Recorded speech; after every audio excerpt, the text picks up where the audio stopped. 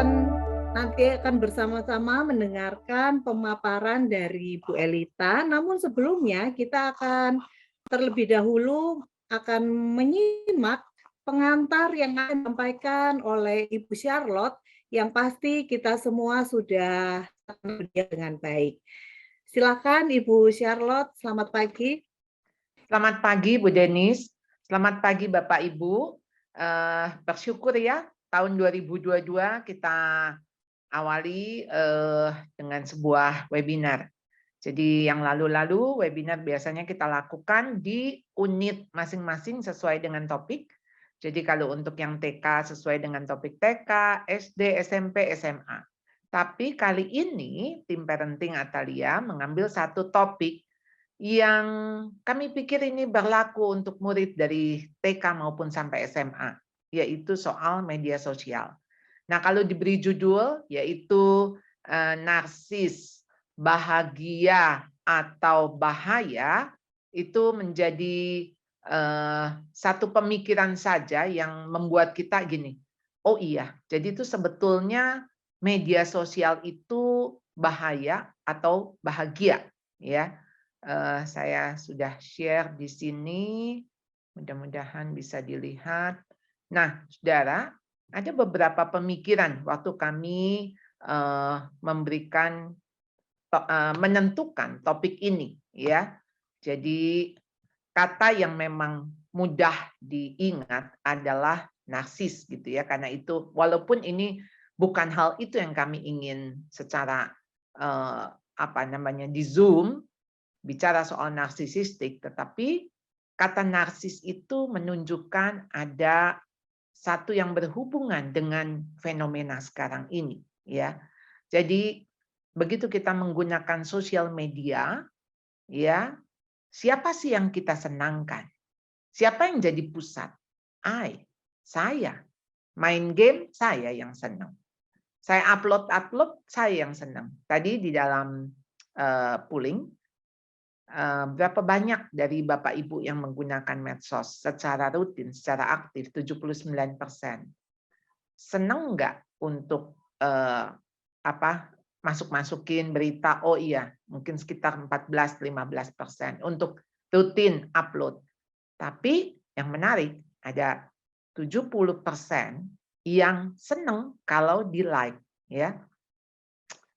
Ya, saya sering mendengar ketika orang setelah upload, jangan lupa ya subscribe, like, dan bunyikan lonceng, dan sebagainya begitu.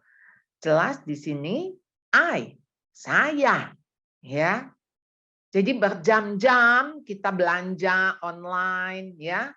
Kita nonton YouTube, kita chatting, kita melakukan apapun dengan gadget kita, sebagian besar itu untuk siapa?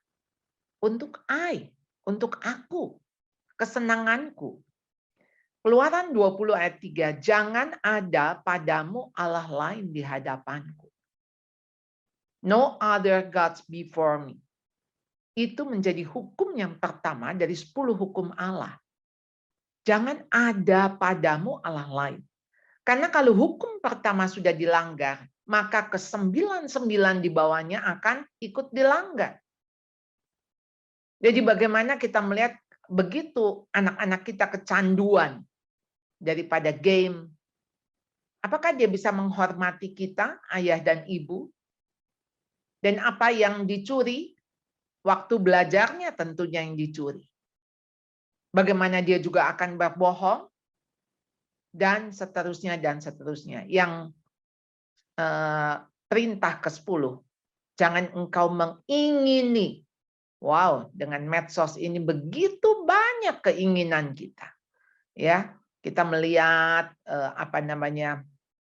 orang pakai ini, aduh kita kepengen juga ya, kok pakai ini, orang makan itu, iya ya, di mana sih itu? Restoran mana?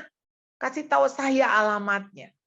Oh, saya mengingini dari apa yang saya lihat. Dunia medsos betul-betul menggiurkan, ya, dan membuat bahagia tentunya. Bahagia quote unquote. Nah, ada nggak bahayanya? Saudara, baru-baru ini kita heboh ya. Ini kisah Nina Jane Patel dari England yang diunggah melalui blognya Desember 2021. Dia mengaku mengalami pemerkosaan dan pelecehan verbal secara digital melalui metaverse. Dia baru masuk 1 menit. Dan ya avatarnya begitu diperkosa beramai-ramai begitu, dan memang virtual, tidak secara fisik, tetapi apa yang dilihat itu sangat traumatik. Ya. Kita juga dikejutkan 2022 ini dengan satu serial film ya, bukan serial, film, tapi dokumenter dari Netflix, The Tinder Swindler. Saudara, ini seorang pria, namanya, ini nama samaran dia, Simon Lever, dan dia menampilkan foto-foto. Jadi Tinder Swindler ini adalah sebuah aplikasi kalau saudara mau cari jodoh ya. Jadi di situ saudara bisa lihat foto-foto cowok atau cewek yang saudara kayaknya match gitu ya. Saudara mau nih sama dia. Nah, ini aplikasi ini ya mempertemukan gitu. Sekarang sebetulnya sangat banyak sekali, dan saya selalu bilang kepada anak-anak muda, kamu jangan cari pacar di situ, yang artinya kamu nggak tahu dia, masa kecilnya bagaimana, remajanya seperti apa. Carilah dari sahabatmu, dari teman dekatmu. Oleh karena itu pergaulan sangat penting. Karena pergaulan yang buruk merusak kebiasaan yang baik. Jadi di dalam pergaulan itulah sebetulnya anak-anak kita cari jodoh. Jadi bukan di dalam aplikasi-aplikasi semacam ini. Nah, saudara, kisah ini saudara mengisahkan ada beberapa wanita yang ketika dia berhubungan dengan pria ini pura-pura ya, karena dia orang kaya, anak dia dari Israel, saudara ya. Jadi kalau nggak salah permata gitu, berlian, bisnis daripada keluarganya, dan dia tentu saja itu semua tipuan. Ada foto bersama si miliarder ini gitu ya, itu cuman ditempel. Lalu kemudian betul sih dia ada di hotel mewah, di pesawat pribadi dan sebagainya, tapi itu dari uang cewek-cewek sebelumnya gitu ya, wanita-wanita sebelumnya. Jadi dia terus mencari korban lagi dengan pola yang sama. Jadi ketika dia mengatakan, sorry ya, saya pinjam kartu kredit kamu karena saya ini di Uber nih, jadi saya nggak bisa pakai kartu kredit saya. Tolong ya, nanti saya akan bayar, saya akan ini. Polanya sama. Dan sampai wanita-wanita ini terjebak di dalam hutang, ya, karena yang dipinjam, puluhan ribu dolar gitu atau pound sterling. Jadi sangat-sangat bahaya sekali, ya. Dan anak-anak kita ini akan hidup, akan bersentuhan dengan hal-hal seperti ini. Jadi ayolah ya, webinar ini akan ada 3 kali ya, serial. Jadi dengan tema besar sama, narsis bahagia atau bahaya, tapi melalui hal-hal yang khusus kami bahas. Jadi yang pertama ini Ibu Elita, nanti yang kedua Bu Agape, dan yang ketiga saya. Dan kita akan tutup dengan webinar umum karena ini khusus untuk orang tua murid Atalia. Nanti ada satu webinar tentang narsis bahagia atau bahaya juga, tapi kita berikan kesempatan kepada orang di luar Atalia. Dan saya berharap Bapak Ibu yang sudah ikut bisa nanti share ke teman atau ke saudara, untuk apapun kalangan Anda bisa di-share-kan tentang ini. Karena saya pikir ini penting sekali, justru di masa-masa anak-anak kita sekarang ini tidak bisa lepas dari gadget, entah dia belajar, entah dia main, entah berkomunikasi. Ya, mari kita ikuti Ibu Elita Kirana, narsis fenomena baru di media sosial. Silahkan Bu Elita. Ya, terima kasih Bu Charlotte. Pagi ini saya akan share screen terlebih dahulu ya.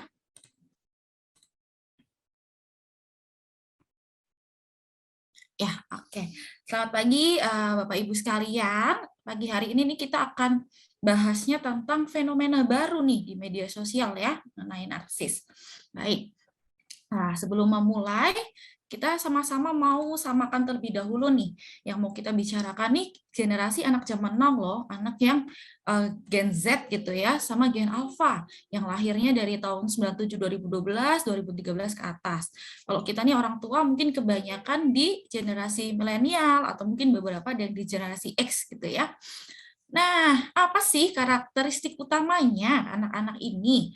Pertama nih, mereka ini digital native. Berarti dari lahir mereka ini sudah terpapar dengan dunia digital. Ya, dari lahir gitu. Kalau sekarang nih kalau lahiran gitu bisa bawa fotografer masuk ke ruang lahiran. Jadi foto detik-detik keluar dari perut ibunya bisa diabadikan.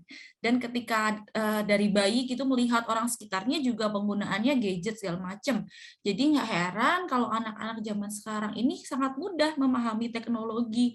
Untuk ganti gadget gitu nggak masalah, ganti aplikasi baru mereka gampang banget pelajarin itu. Beda dengan angkatan-angkatan sebelumnya gitu ya, yang kalau mau belajar pegang HP aja tuh kayak salah pencet terus segala macam. Dan ternyata ini juga merubah pola interaksi. Anak-anak zaman sekarang ini lebih suka dengan yang namanya interaksi yang tidak langsung. Jadi kalau ketemu langsung gitu males gitu ya, apalagi ngangkat telepon, pasti lebih pilih via chat. Atau bahkan misalnya nih ada orang jualan terus nggak ada harganya gitu, buat anak zaman sekarang tuh males tuh, harus nanya dulu, harus ngontak dulu, pasti lebih sukanya langsung masuk ke link e-commerce-nya, oh udah ada harganya sekian. Nah ini nih karakteristik anak zaman sekarang ya. Mereka nggak jauh dari gadget dan yang digunakan ada banyak hal. Sosial media, banyak banget ya, Instagram, Facebook, TikTok, Telegram, segala macam. Game online ini juga mulai banyak digunakan ya. Mungkin yang banyak kita dengar tuh Roblox, MLBB, PUBG, segala macam. Nah, banyak banget yang mungkin nggak akan habis kalau disebutkan. Dan yang saat ini juga mulai banyak kita dengar, banyak berkembang ini metaverse. Banyak perusahaan sedang berlomba-lomba nih membangun dunianya masing-masing. Dan pasti nggak lama lagi nih anak-anak kita pun akan minta gitu ya terjun ke metaverse ini. Oke. Nah, hari ini kita akan bahas terlebih dahulu dari sosial media. Tadi kalau mengisi polling cukup banyak ya Bapak Ibu yang menggunakan sosial media. Nah, saya mau tanya sedikit nih, boleh dijawab di chat. Apa sih yang biasanya nih Bapak Ibu posting di sosial medianya masing-masing? Mungkin boleh dijawab di chat nih. Boleh dibuka kolom chatnya. Oke, ke everyone aja ya. Oke, boleh. Dijawab nih Bapak Ibu, apa sih yang biasanya diposting di sosial medianya?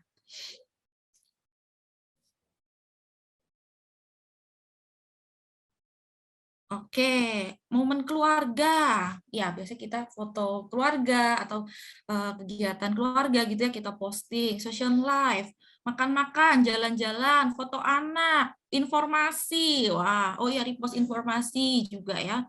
Bible verse, hobi, kerja, makanan, momen lucu, quotes bagus, jualan. Oh ya, sekarang juga kita bisa gunakan sosial media ya untuk jualan, betul banget. Oke, nah biasanya nih kita itu posting itu pasti halnya yang bagus-bagus gitu ya. Kalau fotonya yang kira-kira merem gitu pasti kita nggak akan post. Kita akan cari yang kita paling cantik, kita paling ini yang akan kita post ya. Nah, sosial media nih ketika pertama kali diluncurkan gitu ya, sebenarnya tujuan utamanya ini adalah untuk menjalin relasi gitu, apalagi dengan teman lama.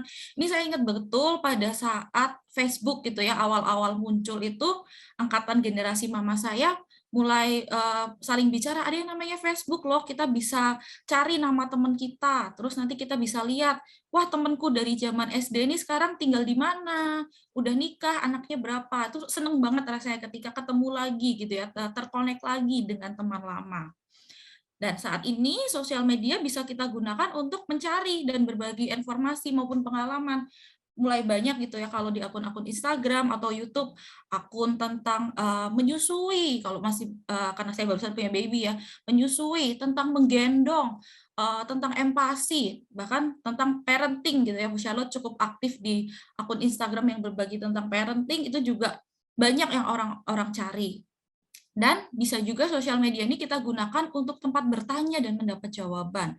Ini yang terjadi biasanya di ibu-ibu gitu ya, mungkin butuh rekomendasi merek diapers atau rekomendasi vitamin, rekomendasi empasi apa nih? Wah, pasti biasanya teman-temannya akan rame-rame jawab, dan kita sebagai ibu-ibu merasa terbantu gitu ya. Dan ini memang dalam penelitian dikatakan sosial media ini saat ini juga bisa digunakan untuk ibu gitu mendapat dukungan dalam parenting dan saling mendukung. Wah, seneng banget ya. Jadi kita nggak perlu, mungkin kalau misalnya kita lagi stres sama anak, nggak sendiri, tapi kita bisa berbagi sama teman. Nah, kita juga mau lihat lebih jauh nih ke timeline nih sosial media kita, isinya apa aja. Nah, ini Bapak Ibu, sekarang nih ya kalau di Alam Sutra, di BSD itu biasa di pinggir jalan ada orang duduk bawa kamera, bawa tulisan kertas, siapa gitu. Ternyata ini adalah fotografer lepasan yang memotret orang-orang yang goes gitu. Kalau pagi-pagi biasanya banyak yang goes, apalagi kalau Sabtu Minggu ya tuh rame banget pada goes. Ternyata jadi nanti si goeser ini, si yang naik sepeda ini bisa cek ke akun IG-nya si fotografer dan dapat fotonya. Ini sampai masuk di artikel di detik.com gitu. Kenapa sih pada mau bayar fotonya mahal-mahal, kayak satu foto sekitar setahu saya sekitar 50.000 atau lebih gitu ya. Karena katanya begini, kalau lagi naik sepeda kan biasa pakai outfitnya bagus, tentu pengen dong fotonya tampil di IG, di medsos. Nah iya, ternyata kalau naik sepeda ini sepedanya mahal banget, puluhan juta gitu. Terus bahkan pakaiannya, celananya, helmnya pun saya baru tahu ternyata nih helm gini nih bukan helm biasa, harganya pun jutaan. Jadi tentu pengen ya ditampilkan di medsos dan fotonya yang bagus. Masa fotonya selfie sendiri nggak kelihatan dong sebadan. Nah jadi kalau ada fotografer lepasan gini, wah fotonya keren, cocok gitu ya, Instagramable bahasanya ya. Nah, kalau yang ada lagi nih, kalau nggak yang bersepeda, yang naik motor. Nah, kalau yang ini biasanya Sunmori gitu ya, Sunday Morning Ride. Nah, kalau di Jakarta biasanya di Senayan City, di Sensi. Kalau yang di BSD juga ada nih, katanya di dekat Mozia gitu ya, di dekat Aeon. Ini juga biasanya nih fotografernya ini ngambil fotonya selebgram. Jadi nanti selebgramnya repost, nah orang-orang yang biasa, yang bukan selebgram gitu, nggak difoto gratis, jadinya dia modelnya cari akun IG fotografer motornya ini, cari fotonya kita, ada, terus kita ambil, kita pajang. Nah katanya apa? Karena buat gengsi, bangga gitu kalau punya foto keren saat Sunmori, istilahnya bisa buat nampang. Nah, jadi kalau motornya keren, fotonya keren. Nggak mungkin ya kalau Sunmori cuma naik motor bebek gitu, kayaknya nggak ada tuh yang Sunmori naiknya gitu. Pasti naiknya motor sport, kalau nggak motor modif yang keren. Wah, nggak ada nih kalau motor bebek nih pasti di rumah aja gitu ya, nggak mungkin Sunmori-Sunmorian. Oke. Nah, ini juga, ini yang saya baru tahu, ternyata nih bapak-bapak nih juga nih, ini suami saya gitu ya, main sepak bola sama temennya, ternyata gitu ada manggil fotografer. Buat apa gitu? Buat ngefoto saat mereka main. Jadi nanti setelah selesai, akan ada link drive, mereka bisa cari nih, ada fotoku nggak nih? Fotoku yang bagus yang mana? Terus nanti di-post, kayak gitu. Terus ternyata bisa juga sekarang GBK Senayan itu disewain buat main umum. Tarifnya 1 jam mulai dari 25 juta gitu. Dan biasanya akan dibagi seorangnya sekian. Katanya nih bangga kalau mainnya di GBK, selevel atlet, level internasional katanya gitu. Jadi kalau apalagi kalau di GBK ya harus bawa nih fotografer. Masa enggak ya? Oke. Nah, kalau yang ini nih biasanya ibu-ibu gitu. Kalau liburan sekarang juga bisa kita hire fotografer 1 atau 2 jam buat ambil momen keluarga kita. Jadi fotonya kita instagenik, insta-worthy gitu. Kalau minta difotoin sama suami itu kan kadang kesel ya ibu-ibu ya. Aduh, aku gendut, diulang dong. Kalau enggak, aduh nih fotonya menceng nih, gimana sih nih bapak nih, kayak gitu kan. Jadi kalau yang fotografer, wah tentu kepuasan sendiri ya fotonya kita cantik, indah gitu. Apalagi kalau ke tempat-tempat yang lagi hits, yang ini ya Pura di Bali waktu itu ada satu foto yang wah fotonya bagus, orang langsung berbondong-bondong. Jadi buat foto di situ aja tuh katanya butuh antri sekian jam gitu. Nah, terus ini yang juga banyak bermunculan gitu. Ini karena saya orang Jogja ya, jadi saya taunya dulu di Jogja tuh nggak banyak tempat wisata. Tapi ketika muncul satu tempat yang dia buat bangun spot selfie yang Instagramable, lalu banyak mulai tempat-tempat lain ini juga membangun hal yang sama, konsepnya sama tapi berbeda gitu. Jadi membuat orang, wah udah foto di bentuk yang tangan, aku juga pengen nih di bentuk yang sangkar burung. Wah, pindah lagi ke tempat selanjutnya, kayak gitu. Dan ternyata nggak cuma di Jogja nih, di tempat wisata lain pun juga. Di Bandung ya, yang kita tahu bahkan lebih komersil nih. Buat masuk ke tempat wisata itu kita harus bayar sekian. Lalu buat foto di spot itu kita harus bayar lagi, antri lagi. Lalu ketika kita mau ambil fotonya kita pun harus bayar lagi, dan fotonya itu cuma dapat digital ya, bukan dicetak, dimingkai gitu, tapi kita cuma dapat digitalnya. Karena buat apa pentingnya sekarang? Buat di post, nggak penting kita punya printnya ya, karena kita demi foto yang instagramable. Nah, ini juga pasti kita berbondong-bondong ya kalau cari kafe atau resto yang lagi hits, yang lagi kekinian. Apalagi kalau restorannya itu yang estetik. Nah, biasanya nih akhirnya restoran saat ini nggak cuma jual makanan, pasti mereka berebut gitu ya, maksudnya berlomba-lomba membuat restoran yang sebagus mungkin. Kayak yang di Alam Sutera baru buka itu Hey Beach gitu ya, dengan tema pantai. Wah, itu rame banget itu. Banyak banget yang ke situ karena buat foto, katanya ala Bali tapi di Tangerang. Nah, oke. Nah, kalau di anak-anak kita nih juga sosial medianya nih kebanyakan isinya ini nih, dance. Dan kalau di TikTok, sekarang di Instagram juga ada Reels, bahkan di YouTube itu juga dia ada fitur YouTube Short. Konsepnya nggak beda jauh, kita bisa post video pendek dengan background lagu, dengan nari-nari gitu ya, lagu Korea lah, lagu apalah, nah dengan gerakan-gerakan yang lagi hit saat itu. Ini benar-benar bisa merupakan kesenangan buat anak ya, dari pagi sampai sore suruh di depan HP joget-joget pun, wah itu bisa banget buat mereka.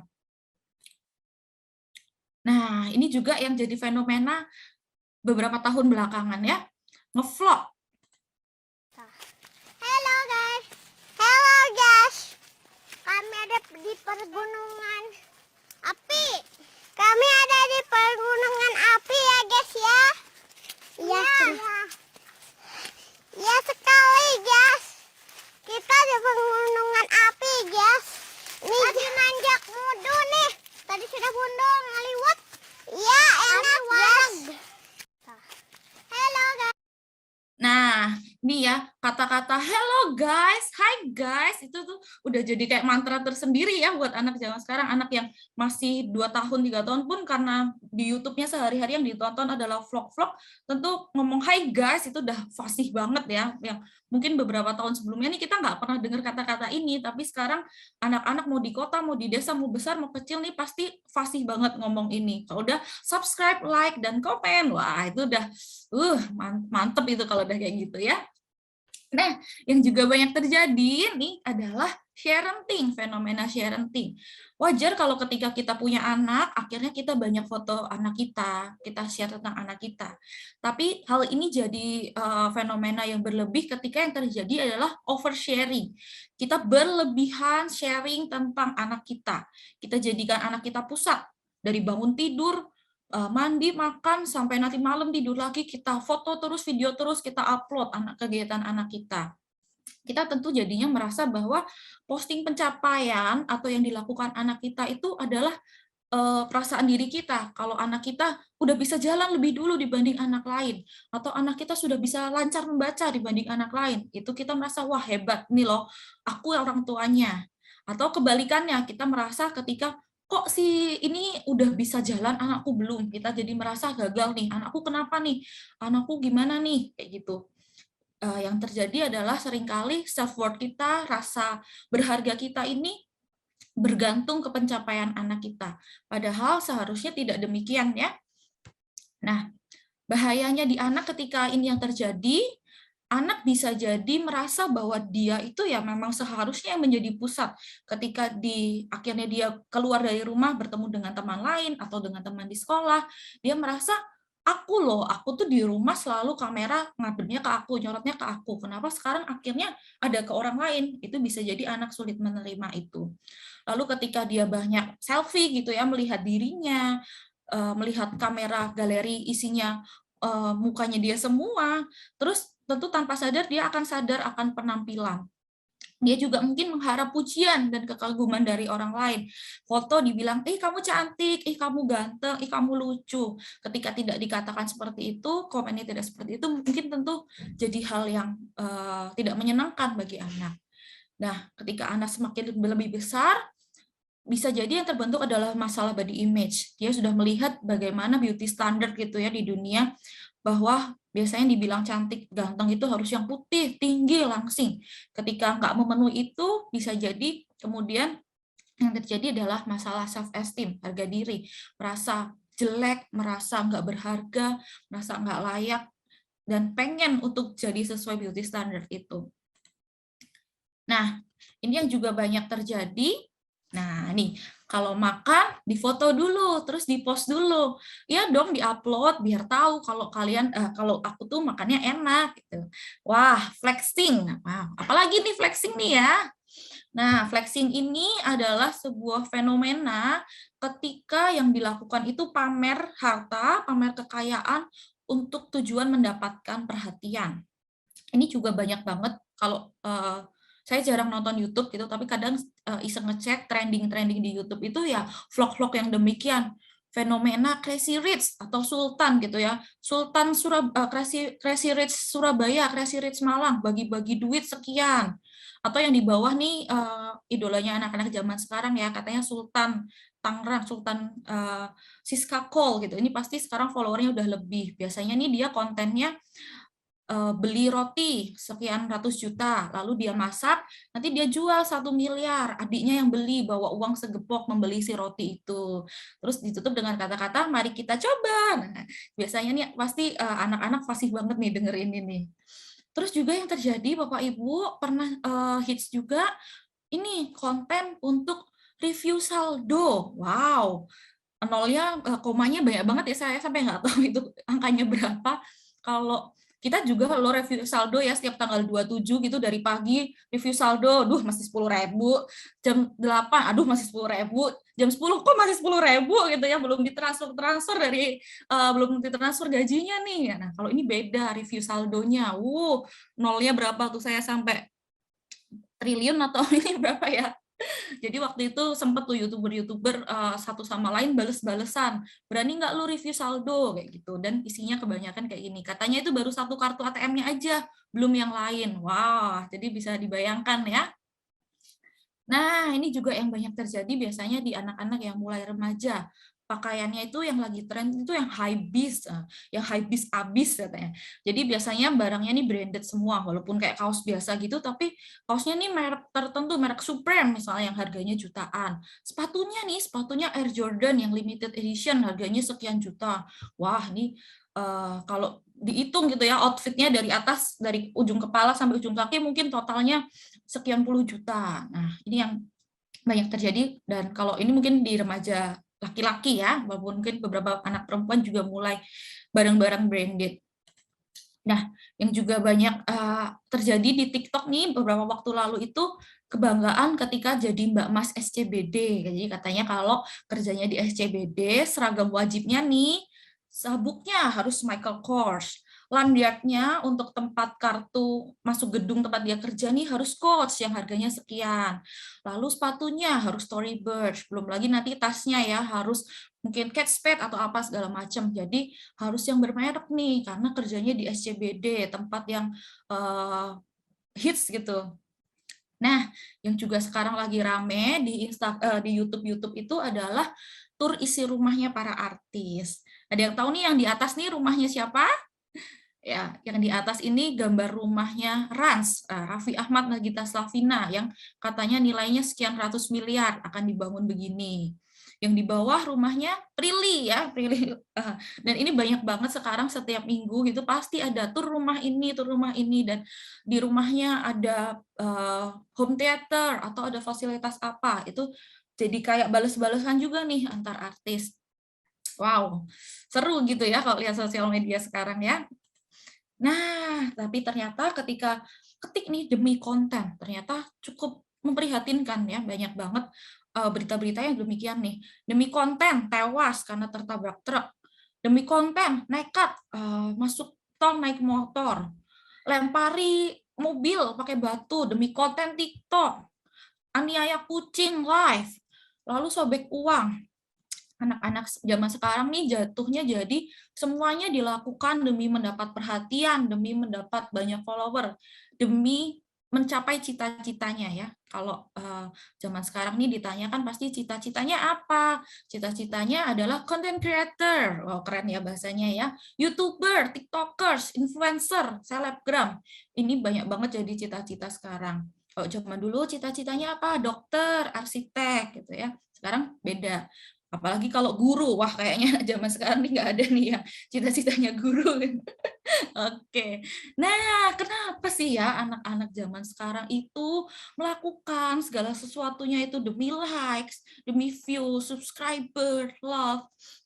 Nah, sebenarnya sosial media ini menggunakan basic ya, karena kita semua itu suka reward. Dari kecil pasti kita itu suka reward.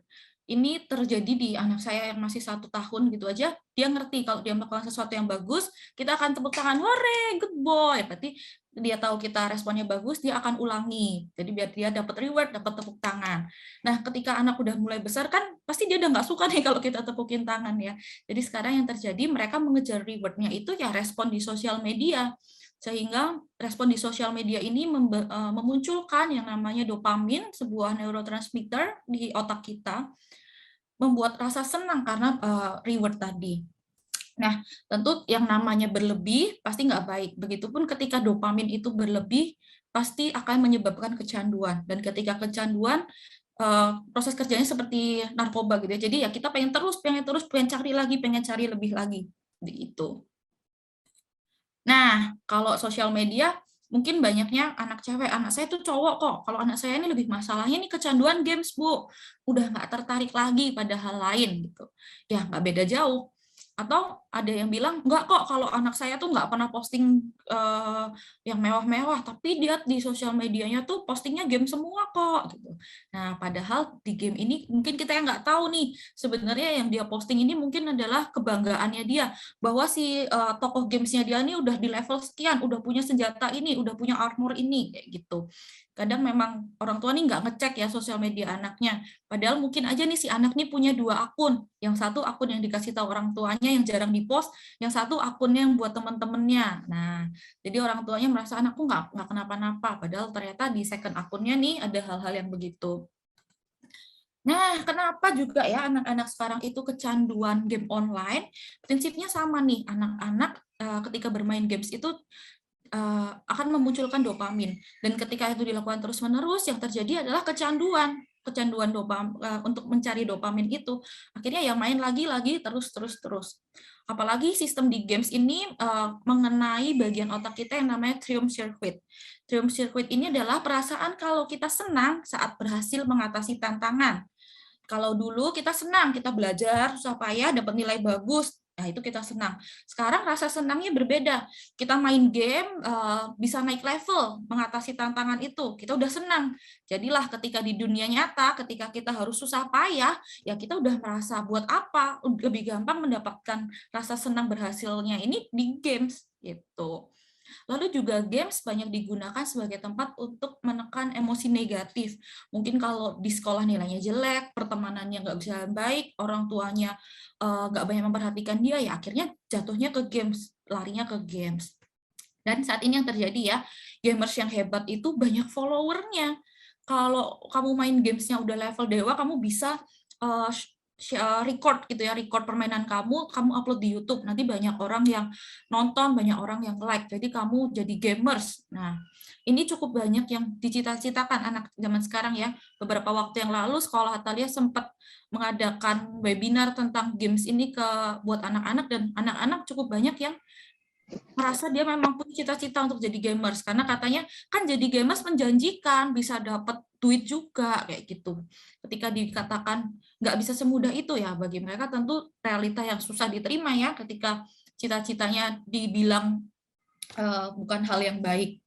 Nah, ini Margaret Dibble, dia adalah CEO Game Theory, jadi beliau ini adalah seorang pemerhati game. Dia memaparkan bahan games itu apa aja sampai anak-anak itu kecanduan. Yang pertama reward, ini sama seperti tadi ya di sosial media, di game selalu ada reward. Kalau kita berhasil satu level, kita akan dapat hadiah. Gitu. Lalu juga adalah unsur surprise. Jadi kita nggak tahu kapan kita akan dapat, kalau kita main Candy Crush dapat permen yang bisa mengalahkan semuanya, atau kita main dapat senjata yang hebat banget, itu kita nggak tahu kapannya, mengejutkan. Nah itu menyenangkan. Dua hal ini akhirnya digabung nih di games ya, reward dan surprise. Akhirnya tindakannya jadi berulang terus. Kenapa? Karena ini berdasarkan penelitian behavior dari Skinner gitu ya. Seekor burung diajarin kalau dia mencet bel, dia akan dapat makanan. Akhirnya si burung ngerti, dia pencet bel dapat makan, dia pencet bel dapat makan. Dia kenyang, dia nggak pencet bel dong. Gimana nih biar si burung ini mencet bel terus? Akhirnya makanan sebagai rewardnya ini keluarnya tidak terduga. Kadang keluar, kadang enggak. Satu kali pencet nggak dapat, satu kali pencet lagi baru dapat. Terus 3 kali pencet baru dapat. Pokoknya nggak terduga. Akhirnya terjadi si burung itu pencet terus biar makanannya keluar yang dia nggak tahu kapan. Ini yang terjadi di game. Kita nggak tahu kapan dapat reward yang bersifat surprise itu. Akhirnya jadi kita main terus nggak berhenti-berhenti. Nah, di games ini juga memainkan yang namanya challenge, tantangan. Tentu ketika kita merasa tertantang dan kita merasa berhasil gitu, seneng ya. Nah, di games ini pinternya yang dimainkan adalah begini. Awalnya gampang. Kita merasa, wah aku udah bisa nih, udah bisa. Terus makin susah, makin susah. Makin susah, kita mulai, aduh gimana nih, susah banget. Terus dibuat levelnya turun.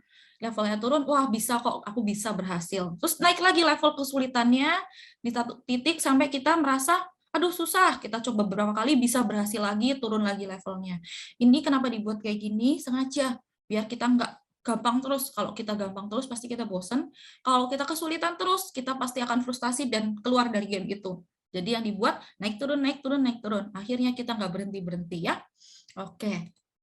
Nah, juga di games ini ada perasaan mastery, perasaan hebat, perasaan berhasil ya ketika kita main games, kita menang, kita bisa ke level sekian, wah itu perasaan yang luar biasa yang dicari oleh semua orang ya. Apalagi status. Jadi kalau kita main games pertama level beginner, nanti naik lagi level intermediate, level apa. Bahkan kalau kayak di MLBB gitu level legendary. Wah, keren banget ya. Kayak kalau misalnya kita di dunia nyata kan pasti kita juga seneng ya dengan status. Statusnya misalnya tadinya cuma murid biasa, terus dapat status ketua kelas. Wah, itu kan pasti senang. Nah, ini yang didapat juga di games. Lalu juga di games ini bisa cooperation, kita bisa teamwork bareng teman-teman, main bareng teman gitu ya, mabar, main bareng bahasanya. Nanti kita bisa teamwork, mengalahkan musuh bareng-bareng. Wah, seneng banget ya. Dan kompetisi, dan kita bisa mengontrol, mendominasi orang lain ketika kita menang dari kompetisi. Itu juga yang kita sukai. Collection. Nah, games ini juga pintar, dia mengambil sisi diri kita yang kita itu punya kecenderungan untuk mengisi kekosongan. Apalagi kalau kita tahu ada series, pasti kita pengen koleksi. Kalau mungkin dulu kita tuh zaman saya gitu ya, koleksinya Binder, koleksi mungkin Happy Meals-nya McD gitu. Kalau zaman sekarang koleksinya di game. Kalau biasanya nanti ada kotak kosong 5. Misalnya nanti akan dapat permata merah, nanti bisa lagi dapat permata kuning. Yang 3 masih tanda tanya, wah pasti kita penasaran nih dapatnya apa. Nah, kayak gitu, pasti kita jadinya pengen koleksi.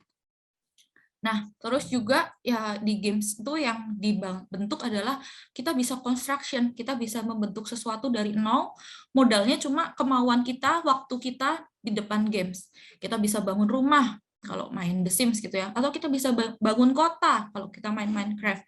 Seneng ya, nggak usah susah payah, kita udah bisa bangun sesuatu yang bagus, yang sesuai keinginan kita, yang mungkin mengimpresi orang lain.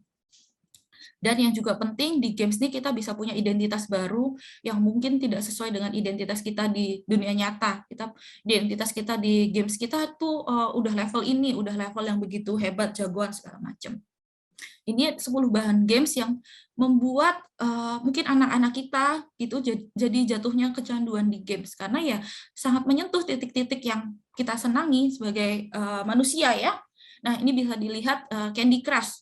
Ini bahkan dulu mama saya nih yang kecanduan Candy Crush sama tante saya, karena menyenangkan ya, cuma main permen, dapat reward, dapat surprise, bisa koleksi. Wah, kalau yang anak cowok nih mungkin Minecraft. Jadi membangun tadi construction, collection, dan segala macamnya. Kalau di Call of Duty berarti competition, yang lawan orang gitu ya, tembak-tembakan segala macam.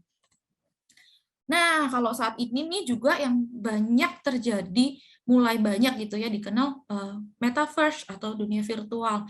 Mungkin kalau Bapak Ibu yang belum begitu mengerti gitu, metaverse ini ketika kita pakai kacamata virtual reality, kacamata VR, kita langsung bisa masuk ke sebuah dunia yang baru. Tuh. Nanti kita pakai alat kayak stick gitu, ya itu berarti bisa gerak tangan kita tuh, kita mau mukul, kita mau ambil segala macam itu ya kita cuma di tempat aja di kamar, tapi dengan yang kita lihat di VR itu dunia yang baru gitu. Dan biasanya kalau mau masuk metaverse ini kita harus buat avatar dulu, bebas mau buat avatarnya. Jadi bisa gambaran diri kita yang ideal dan sempurna, dan bahkan bisa banget beda dari realita.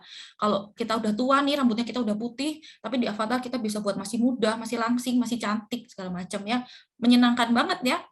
Nah, dan biasanya nih di dunia metaverse ini ketika avatarnya kita ini unik, avatarnya kita ini bagus, tentu akan menarik orang, ngajak ngobrol segala macam. Jadi yang terjadi adalah penampilan gitu, penampilan menjadi segalanya, penampilan jadi yang nomor satu. Dan tadi yang seperti Bu Charlotte bilang ya, kita jadi nggak bisa bedain nih realitanya mana, dunia mayanya mana. Kemudian bisa jadi kita terlalu lebih nyaman gitu di dunia virtual dibanding di dunia nyata. Bahkan yang terbaru gitu ya, gereja udah ada di metaverse, jadi nggak usah kemana-mana, kita cuma duduk manis aja di kamar, pakai kamera VR-nya, kita bisa datang ke gereja juga seperti di dunia nyata. Kalau kita teriak, orang yang lain dengar gitu. Wow, jadi bagaimana ini ya, begitu mudahnya saat zaman sekarang ya. Nah, berbicara tentang penampilan gitu, ini seorang dosen gitu dia merasa frustasi karena mulai online dia jadi harus mengajarnya via Zoom gitu ya, Google Meet seperti zaman sekarang. Tapi kok seringnya yang dihadapi itu orang-orang cuma avatarnya doang atau cuma namanya doang terpampang, nggak ada mukanya. Terus dia mengadakan riset kecil, kenapa sih murid-muridnya itu mematikan kamera? Nah, pertama jawaban paling banyak, anak-anak itu concern tentang penampilannya. Jadi merasa kalau ngidupin kamera, penampilanku bagus nggak ya, oke nggak ya. Terus sekitarnya, lingkungan sekitarnya, kamarnya, kelihatan bagus atau enggak, kayak gitu. Ya, nomor 2 lagi makan, jadi matiin kamera. Yang ketiga, nggak suka melihat dirinya sendiri. Ketika kita nyalain gini, pasti kita lihat diri kita juga selain kita lihat di Zoom. Ternyata nggak suka melihat dirinya sendiri. Wah, betapa anak-anak zaman sekarang itu kesadaran akan penampilan dirinya sungguh luar biasa ya. Karena di live nomor 6 pun merasa orang lain ngeliatin aku nggak merasa tidak suka dinilai. Nah, jadi mungkin kalau guru-guru kadang sedih gitu, kok murid-muridnya matiin kamera, apakah pengajaranku nggak menarik? Nah, bahkan ternyata alasan utamanya adalah anak-anak ini sedang merasa memikirkannya ya tentang penampilannya itu. Itu. Nah, bahaya nggak dengan semua tadi ya yang kita bicarakan ketika anak-anak kita ini kesenangannya instan.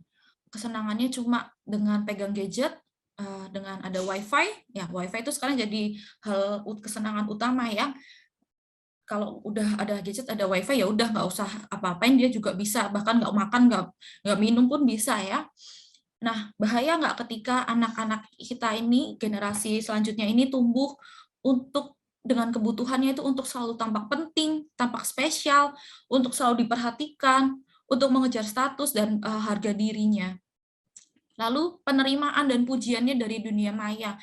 Kalau posting biar selalu harus dapat pujian, cantik gitu ya, atau ganteng, lucu, cute segala macam. Dan pujian yang dicari itu cuma berdasar penampilan, tanpa feedback, tanpa juga di realitanya gimana, kemampuannya gimana.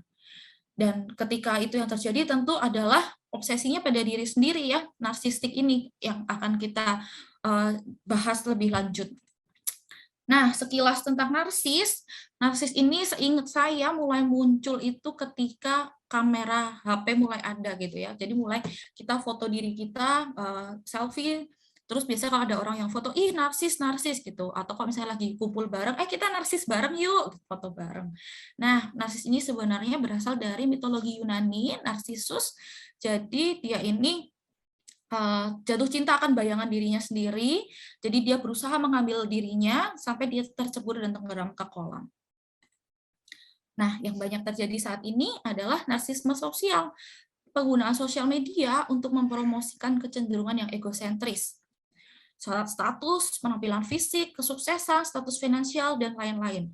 Pokoknya adalah me, myself, and I. Nggak ada yang lain nggak penting. Pokoknya cuma aku. Nah, gimana nih dengan segala ini? Masihkah kita berada dalam fase yang bahagia-bahagia aja dengan penggunaan sosial media kita? Atau kita udah mulai perlu aware nih, sekolah dan orang tua sama-sama aware bahaya dari fenomena ini? Karena ketika anak-anak kita gitu ya tumbuh menjadi diri yang hanya mementingkan dirinya, egonya, tentu mengarah nih, bukan terus langsung gitu ya jadi gangguan kepribadian narsistik, tapi hanya mengutamakan kebutuhan dirinya, nggak mikirin yang lain. Atau merasa dirinya ini lebih dari orang lain, jadi susah mendengar masukan. Jangankan orang tua yang ngomong, guru ngomong, mungkin dokter yang ngomong pun, psikiater yang ngomong pun nggak akan didengar, karena merasa dia yang lebih. Lalu kebutuhannya ini untuk selalu dipuji dan dikagumi. Nggak peka terhadap kebutuhan orang lain, bahkan juga bisa jadi merasa cemburu, terganggu gitu ya dengan pencapaian orang lain. Nah, hal ini yang akan dibahas lebih lanjut di webinar selanjutnya di tanggal 26 Februari, narsis, apa peran sekolah dan keluarga zaman now. Jadi kita akan mengenal lebih dalam tentang narsistik, dampak narsistik terhadap kesehatan mental, dan juga apa yang sekolah dan orang tua bisa lakukan untuk menolong anak-anak sehingga menjalani hidup yang lebih bermakna. Baik, sekian dari saya pagi hari ini. Terima kasih.